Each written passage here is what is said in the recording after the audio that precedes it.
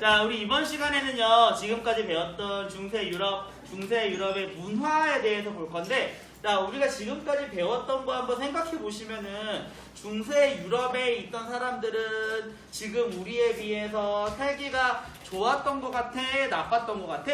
좋았던 것 같은데. 좋았던 것 같니? 자, 당시 중세 유럽의 대부분의 사람들은 신분이 뭐였을까? 신분이 농노였을 거야, 농노. 농노는 뭐와 뭐의 중간? 농민과 노예의 중간적인 성격이라고 했죠. 그래서 농민적인 성격으로는 자기의 땅과 자기의 집을 가질 수가 있었지만 노예의 성격으로는 뭐를 할 수가 없었어?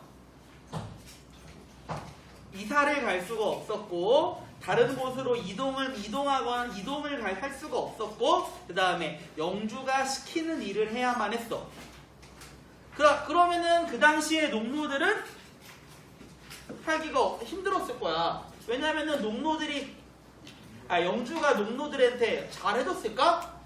잘해주지 않았겠지. 너 지금 네가 농사 짓는 데는 누구 땅인 줄 알고 열심히 일이나 해 이랬을 거란 말이지. 그러면은 걔네들은 지금 나의 삶에는 일만 해야 돼.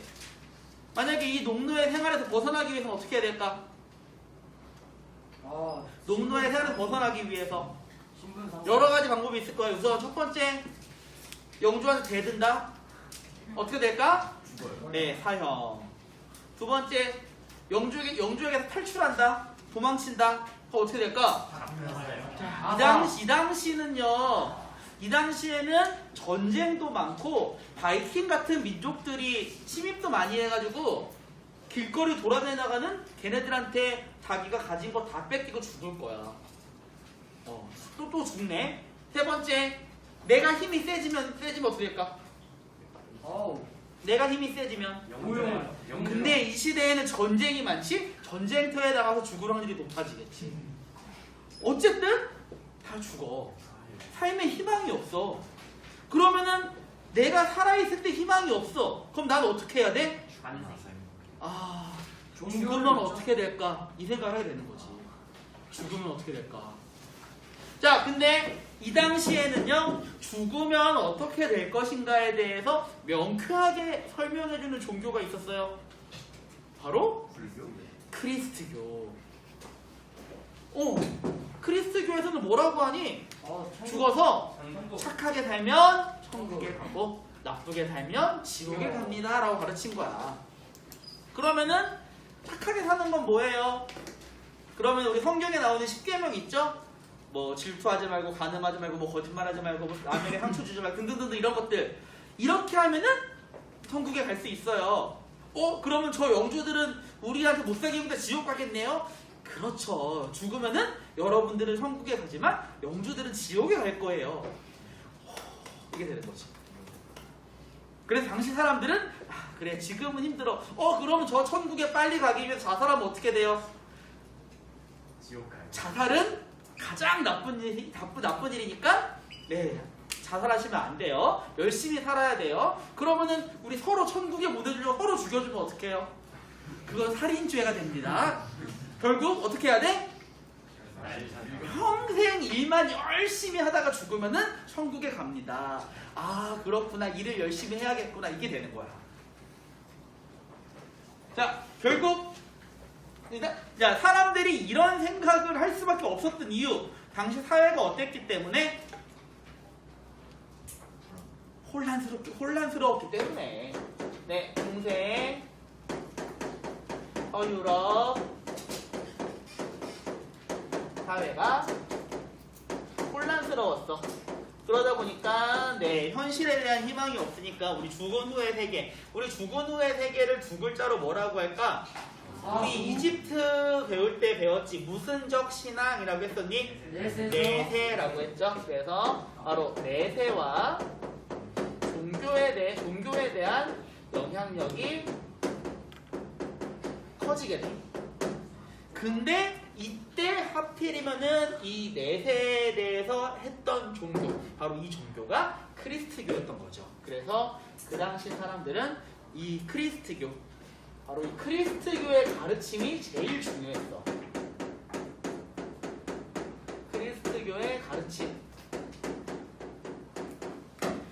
크리스트 그냥 딱 두 글자로 말하면 뭐라고 하니? 뭐 교리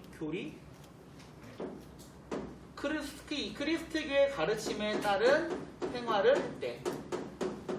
자, 그러면은 우리가 여기에서 크리스트교가 뭔가에 대해서 한번 우리가 정리를 해볼 필요성이 있을 것 같아. 우리는 지금 현실 생활에서는 크리스트교라는 말을 일반적으로 쓰지는 않잖아. 그치? 네. 자, 이거에 대해서 한번 정리를 해봅시다. 크리스트교는 뭐야?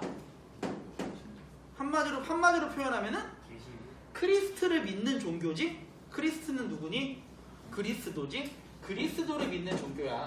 한마디로 말하면은 그리스도를 믿는 종교. 근데 이 그리스도를 믿는 종교가 유럽에서 아시아로 전파가 됐어. 어느 나라로? 중국으로 전파가 됐어. 근데 중국인들은 그들만의 특징이 있어. 모든 것을 한자로 표현하려고 그래. 우리 나라 이름도 그렇잖아요. 나라 이름도 미국, 영국 다 이런 거 다 그 중국인들이 한자로 바꾼 거잖아. 아니면 뭐 불란서, 이태리 이런 것들 배웠지? 중국어 시간에? 네네. 안 배웠니? 배웠어요. 배웠잖아. 어쨌든 그래서 중국인들은 이 그리스도도 한자로 바꿨어. 그래서 그리스도를 한자로 뭐라고 했냐면은 기리사독이라고 했고 여기에서 두 글자를 따와서 기독교가 된 거야. 그러니까 결국에는 크리스트교는 그리스도교고 기독교인데 여기서 말하는 이 기독교라고 하는 거는 지금 현재 우리나라에서 일반적으로 호칭하는 기독교랑은 달라요. 여기서 말하는 이 기독교에는 뭐가 포함이 되냐면 우리가 성당, 교회, 심지어는 그냥 우리가 흔히 알고 있는 사이비 종교들도 여기에 포함이 돼. 왜냐면은 이 기독교라는 단어의 뜻은 예수 그리스도를 믿는 종교라는 뜻이거든. 자, 그러면은 제일 처음에 이 예수 그리스도를 믿는 종교는 어떻게 확립이 됐냐면은 로마 시대에서 로마가 국교로 믿으면서 이 예수 그리스도를 믿기 시작을 했죠. 근데 우리가 중세 유럽 때 이 예수 그리스도를 믿는 종교가 두 개로 갈라지게 돼요. 이 성상을 숭배를 할 것인가 말 것인가를 두고서 두 개로 갈라지게 돼요. 그래가지고 동로마에 있는 종교가 그리스 종교였었고 서유럽에 있는 종교는 뭐였어?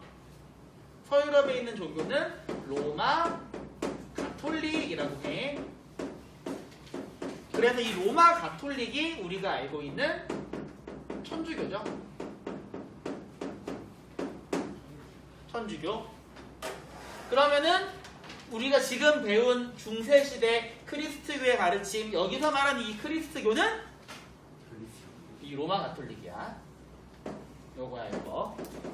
자, 그런데 이 로마 가톨릭이 나중에 이 로마 가톨릭이 갖는 권력이 엄청나게 막강해지면서 좀 많이 부패가 돼. 이건 조금 이따 얘기할 건데, 그래서 이 로마 가톨릭이 부패가 됐을 때, 야, 우리는 이런 종교가 아니라 진짜 정통된 오리지널 예수님을 믿고 싶다 해가지고 사람들이 여기에 반발을 해서 뛰쳐나왔는데, 이 뛰쳐나온 종교를 프로테스탄트라고 하고,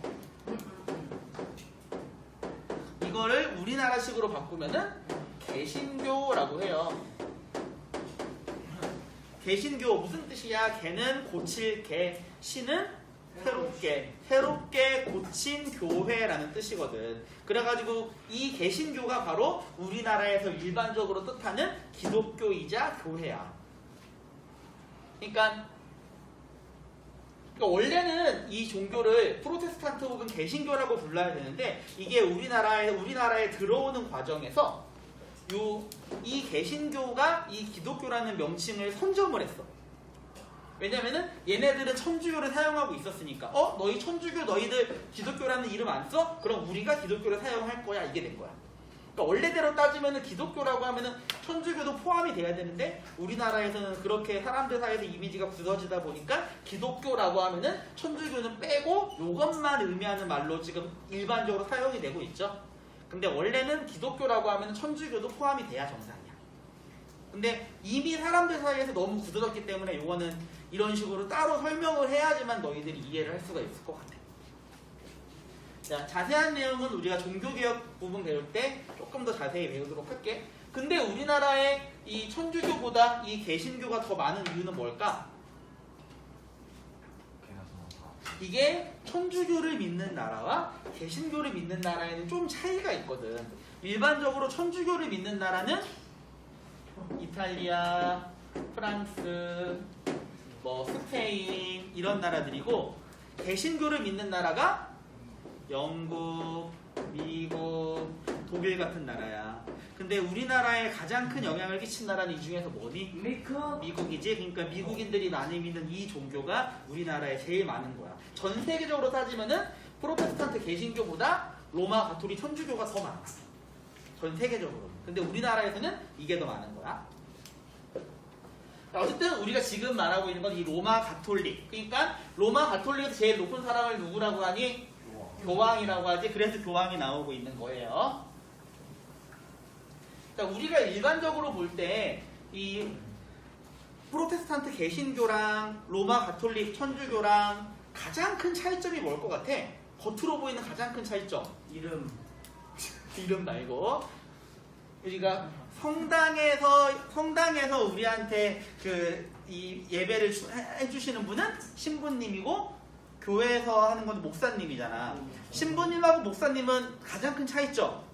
신부님은 결혼을 하지 않고 목사님은 결혼을 하지요.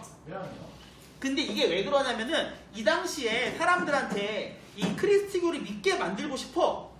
그러면은 사람들한테 우리가 믿는 크리스트교가 정말 좋은 종교라는 걸 알려줘야 사람들이 믿겠지. 그러니까 우리가 이 일반 사람들하고 뭐 다르다는 점을 어떻게 보여줄까 하다가 우리는 인간 사람하고 결혼하지 않고 이 신에게 모든 것을 바치겠다. 이러한 의미로 결혼을 안 하는 거야. 그러니까 사람들은 저 사람은 결혼도 안 하고 저렇게 이 하느님, 예수님을 저렇게 섬기는구나. 이게 되는 거지. 근데 나중에 가서는 원래 사실 예수님의 제자들은 결혼을 다 했거든. 한 사람들 많거든. 원래 이 성경에는 결혼하지 말라는 얘기 없어. 그래가지고 나중에 이 개신교에서는 야, 성경에 결혼하지 말라는 말이 없는데 왜 굳이 결혼을 하지 않아? 우리는 결혼을 허용을 할 거야 해가지고 얘기가 달라진 거야. 어쨌든 뭐가 더 좋고 나쁘고는 우리가 평가는 하기는 좀 그래요. 자, 어쨌든 여기에서는 이 크리스트교의 가르침, 바로 이게 로마 가톨릭, 우리나라에서는 천주교 혹은 성당이라고 부르는 거라고 했죠. 자, 그러면은 이 시기에 사람들은 다 뭐에 대해서만 공부를 할까요? 성경에 대해서만 공부를 하겠지. 자, 성경에 대해서 하는 공부를 우리 두 글자로 뭐라고 하니? 신학이라고 하죠. 자, 이 시대의 학문은 신학이에요. 신학. 성경을 공부하는 거야. 그래가지고 이 성경을 공부하는 기관, 수도원이 있었고, 수도원에 교육기관이 붙어 있었는데 이 교육기관을 스콜라라고 했어. 그래서 이 스콜라라고 하는 말에서 우리가 지금 공부를 하고 있는 스콜이라는 영단어가 등장을 했어. 자, 이 사람들은 성경을 공부했는데 이 당시 성경은 뭘로 쓰여 있었을까? 라틴어로 쓰였어. 라틴어. 왜냐면은 라틴어를 어느 나라에서 사용하던 말이니까? 로마에서 사용하던 말이니까. 그리고 이 시대에는 종이가 없었어. 그러면 어디에 기록을 했을까? 나무판. 양피지에다가 기록을 했어. 양피지가 뭐냐면 말 그대로 양의 가죽이야. 양의 가죽을 벗겨가지고 그걸 종이처럼 사용을 한 거야. 자, 그러면은 라틴어 쓸 줄 아는 사람들은 누구밖에 없니? 귀족도 글자를 못 읽어, 이 당시에는. 왕도 글자를 못 읽는 경우가 많았어. 바로 이 종교를 믿는 사람들만 글자를 읽을 수 있어. 그러면은 얘네들만 어려운 라틴어를 사용해서 양피지에 기록을 하는 게 성경이야. 근데 성경은 양이 많아, 적어? 엄청 많잖아. 자, 그러면 이 시대에는 성경의 가격이 얼마나 됐을까? 그치? 이 시대의 성경 통째 한 전체의 가격은 억 단위였어. 좀 처음은 억 단위였어. 억 단위의 가격이었어. 그러니까 당연히 이 당시에 성경을 살 수 있는 사람은 부자. 완전 부자. 근데 부자들은 사봤자 못 읽어. 단지. 즉 이 시대의 성경은 교회나 성당에서만 구입을 한 거야. 그럼 거기서 성당을 이제 이 뭐 미사든 예배든 드리면 성당을 열심히 읽겠지. 그러면서 막 하는데 여기서 좀 약간 생각이 나쁘게 하는 사람들이 등장을 해요. 야, 어차피 내가 이거를 다르게 읽어도 아무도 모를 거 아니야. 그치? 자, 예를 들어서 여기 보시면은요, 네, 고딩 양식의 성당을 찾아서라고 써있지? 네. 이것을 바로크 미술관을 가보자. 라고 읽어도 아무도 모른다는 얘기야. 그래가지고 네? 여기 써있잖아. 바로크 미술의 너희 글씨 모르지. 이게 되는 거야. 그러면은 내가 다르게 해도 아무도 이걸 몰라. 그러니까 사람들이 나쁜 생각하는 사람들. 성경에 너희들이 벌은 돈의 절반을 갖다 바치면 너희들은 천국에 갈 수 있다 라고 써있어. 네? 그런 말 없었잖아요.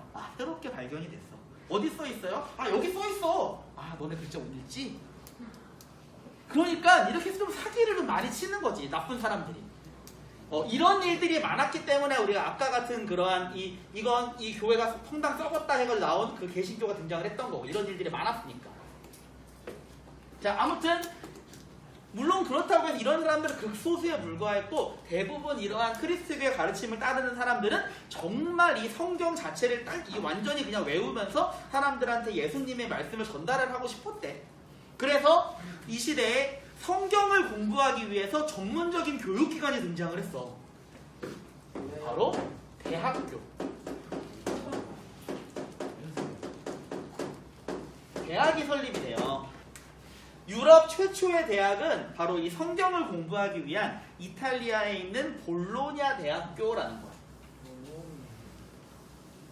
자, 그런데 이러다가 나중에 중국으로부터 종이가 도입이 되고 구텐베르크가 활판 인쇄술을 발명하고 성경을 인쇄하고 이 성경을 다른 나라 사람들이 라틴어가 아니라 자기네 나라 말, 영어, 프랑스어, 독일어 등등으로 번역을 하니까 사람들이 성경을 읽을 수 있게 됐어.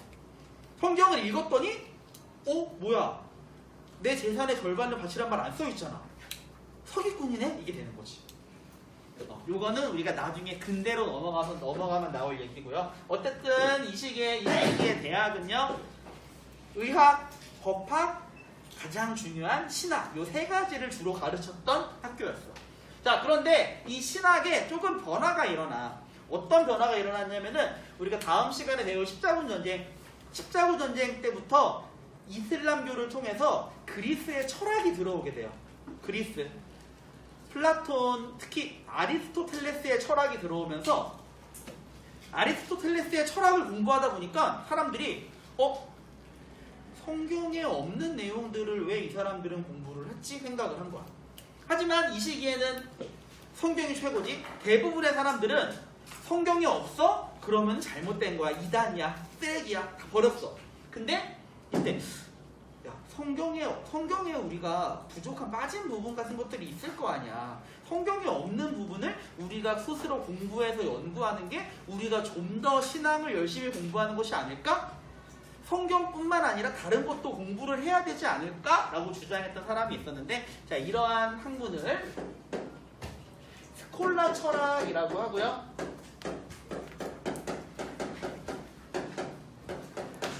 이 스콜라 철학의 중심 인물이 토마스 아퀴나스라는 사람이에요. 그래서 이 토마스 아퀴나스는 성경을 공부하되 성경에 나와 있지 않은 것은 다른 것을 공부해도 괜찮다. 즉, 신앙과 인간의 이성을 조화를 추구하는 것이 중요하다라고 강조를 했어. 근데 이렇게 공부를 하다 보면은 무슨 일이 벌어지냐면은 성경보다 저 그리스 철학 혹은 내가 연구한 게 맞는 것 같은데 성경이 잘못된 거 아니야? 라고 생각하는 사람들이 등장을 하게 되는 거지. 그래서 이러한 사람들이 많아지면서 성경은 잘못됐다. 과학이 우선이다. 이런 근대적 사고방식이 나오면서 이 다음에 르네상스가 가는 거죠. 물론 르네상스 초창기만 해도 성경, 크리스교가 우세했으니까 성경에 나와있지 않은 거 얘기해? 너 이단, 종교재판해가지고 너 말도 안 되는 소리 하지 마라. 그래서 대표적으로 우리 갈릴레이가 지동설 주장했다가 종교재판 끌려가가지고 평생 집 밖에 못 나갔잖아. 네. 이런 일들이 근대에 있었지만 근대에도 아직까지도 교회의 힘이 강했었기 때문에 이런 일이 벌어졌던 거야.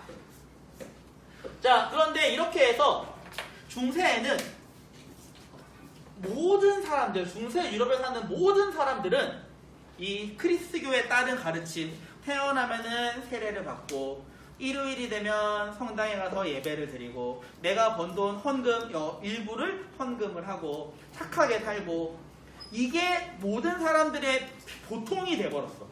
그러면은 사람들이 이런 생각을 하게 되는 거죠. 내가 알고 있는 모든 사람들은 교회 열심히 다니는데 그럼 이 사람들이 전부 다 천국에 갈까? 천국에 인원 제한이 있으면 어떡해? 내가 열심히 기도를 했는데 나만 그 천국 커트라인에 걸려서 떨어지면 어떡해? 그럼 나는 내가 더 열심히 예수님을 위해서 한다는 것을 보여줘야겠다. 어떻게 보여줬을까? 피부. 근데 내가 돈이 없으면 어떡해? 돈을 더 많이 넣어서 돈이 없어. 뭐. 그러면 나는 다른 사람들이 못하는, 나만이 할 수 있는, 아무나 할 수 없는 이러한 내가 나의 신앙심을 보여주는 행동을 해보자. 그게 뭐였냐? 예수님이 어디서 돌아가셨더라? 예루살렘의 골고다 언덕? 그러면 나는 내가 거기를 한번 가봐야지. 그래서 성스러운 땅을 직접 찾아가는 네 글자로 성지순례가 시작이 된 거야.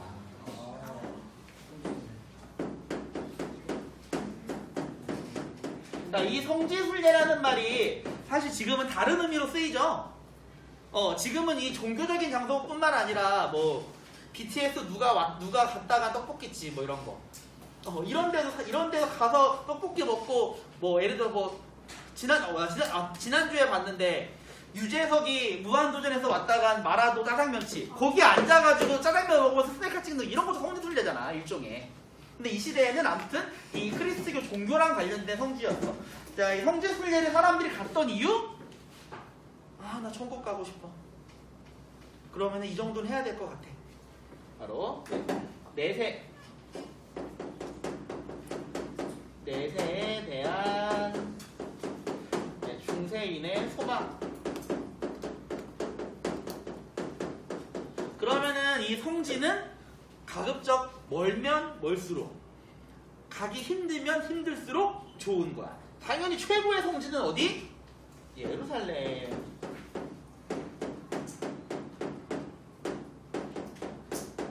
그래서 사람들은 진짜 죽기 전에 예루살렘을 한번 가야 되는데, 근데 이 당시 예루살렘은 어디에 있니?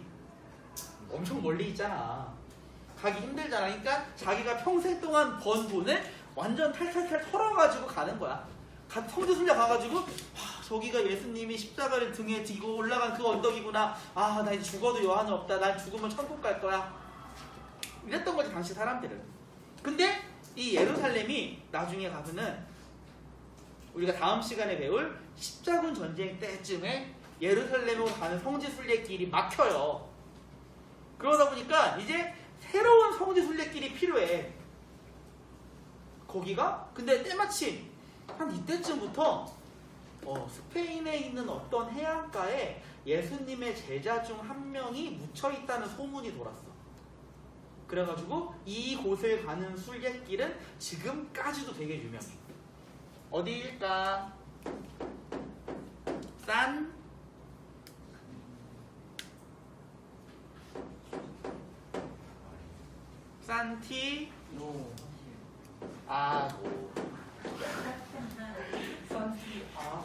산티아고 순례길 유명하잖아, 얘들아. 안 들어봤니?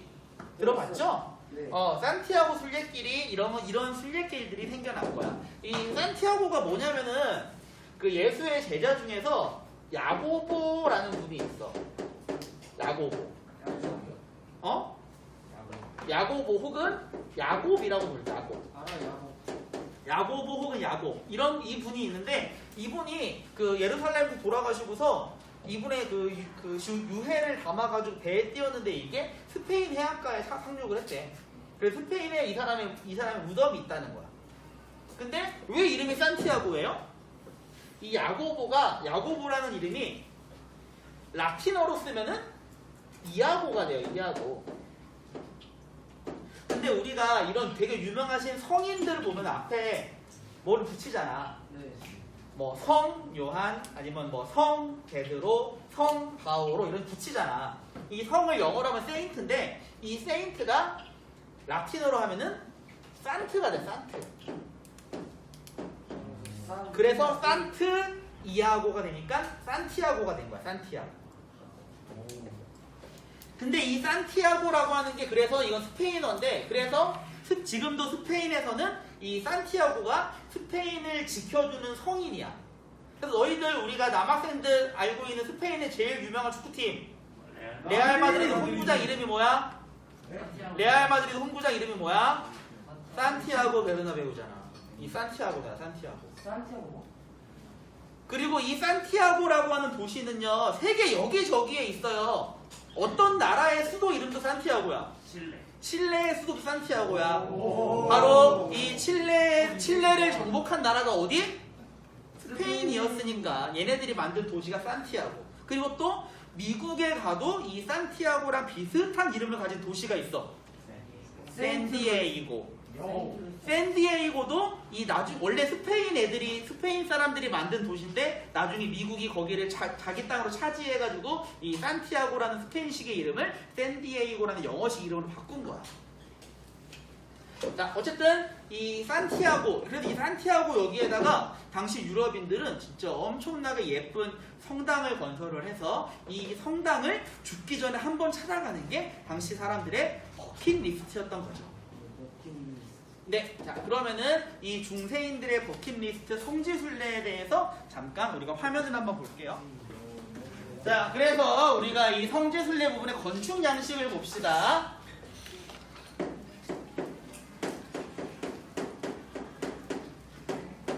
자, 조금 전에 봤던 거 로마네스크 양식. 자, 로마네스크의 큰 특징은 로마랑 비슷하게 두 가지. 뭐랑 뭐? 아치와 돔.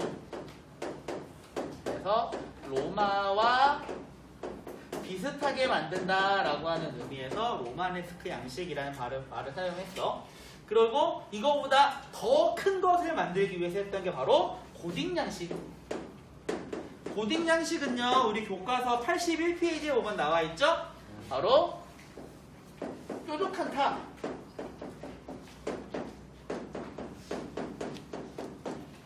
그리고 스테인드 글라스 라고 하는 이 두 가지가 대표적인데, 이렇게 해서 점점점 이 뾰족한 탑을 만들면서 좀 더 하늘에 있는 그분에게 더 가까이 다가가고 싶은 중세 사람들의 열망을 표현한 거야. 자, 이 선생님 등에 있는 이게 바로 고딕 양식의 노트르담 성당이지. 노트르담 성당. 앞에 있는 거는 우리 르네상스 양식에 있는 사크레크에르라고 있어. 르네상스 양식이야.